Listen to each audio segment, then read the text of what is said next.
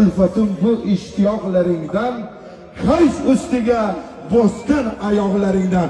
Eshitdimizmi? Bir qarsak bo'lsin do'stlar. Marhamat. Rahmat, joni sog' bo'lsin. O'sha kechagi to'yda ham aytdik. Bu eski ulug' ustozlarimizning qo'shig'i, lekin anchadan beri aytilmay ketgan qo'shiq. Buni ham biz qayerlardandir topib oldik-da bu qo'shiqni. Xudo xolasa shuni bir oydan beri to'ylarga aytyapmiz, bir kufret qo'yilgan. Lekin haligacha telefonim tingan yo'q, aka shuni to'lig'ini aytib bering, to'lig'ini deb. Xudo xolasa, Xudo xolasa. Kech ulfatim bu ishtiyoqlaringdan, kayf ustiga bosgan oyoqlaringdan. Marhamat. Sol.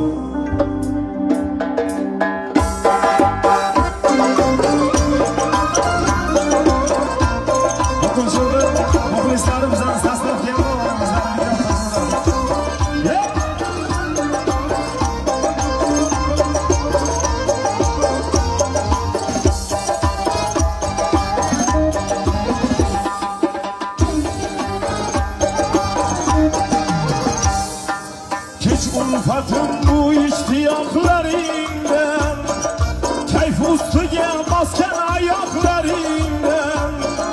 Kech ulfatım bu iştiyaklarından, keyf ustiga bosgan oyoqlaringdan.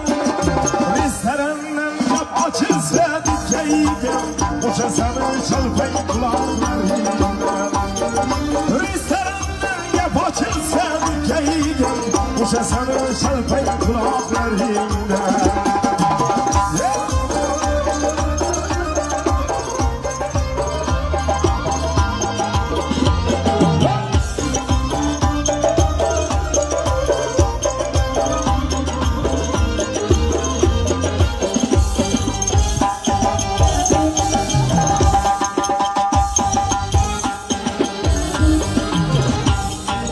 Izlaydi uyda xotin bechora, kayf ustiga urgan tayoqlaringdan.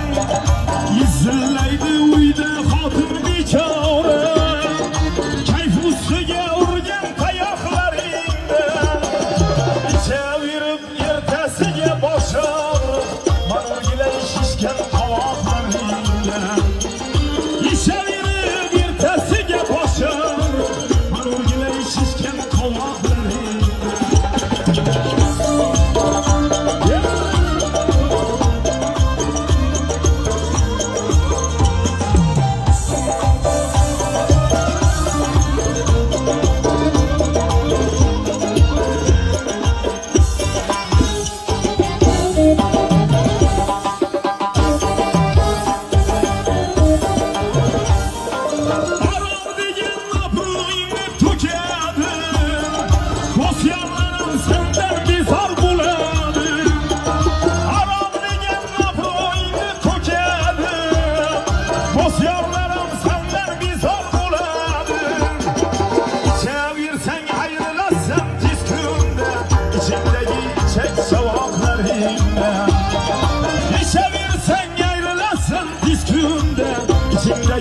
çek sevaplarından.